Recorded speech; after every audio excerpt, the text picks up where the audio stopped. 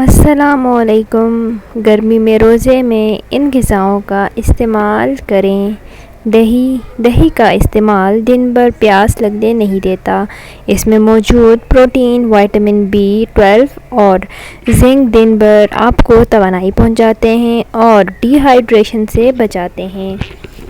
خشک روٹی۔ سحری میں بجائے پراٹھا کھانے کے خشک روٹی کا استعمال کیا جائے تاکہ معدہ ہلکا رہے اور میٹابولزم نارمل رہے۔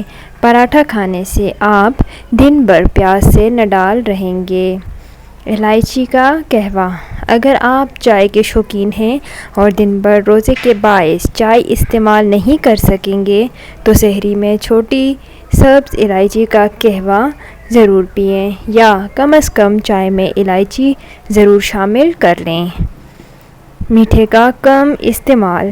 چائے، دہی اور دیگر اشیاء میں میٹھا یا تو استعمال نہ کریں یا اس کی مقدار بہت کم کر دیں۔ زیادہ میٹھے کا استعمال آپ کو زیادہ پیاس لگنے کا سبب بنے گا۔ املی آلو بخارے کا شربت۔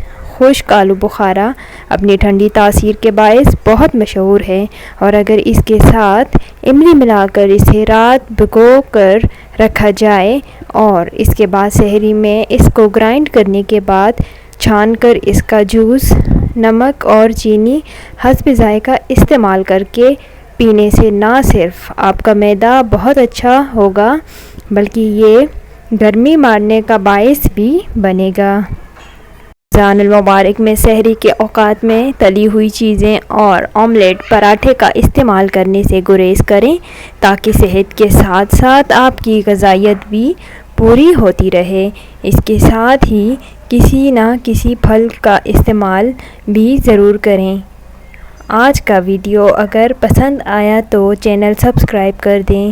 اپنا خیال رکھیے گا اور اپنی دعاؤں میں یاد رکھیے گا۔ اگلی ویڈیو تک کے لیے اللہ حافظ۔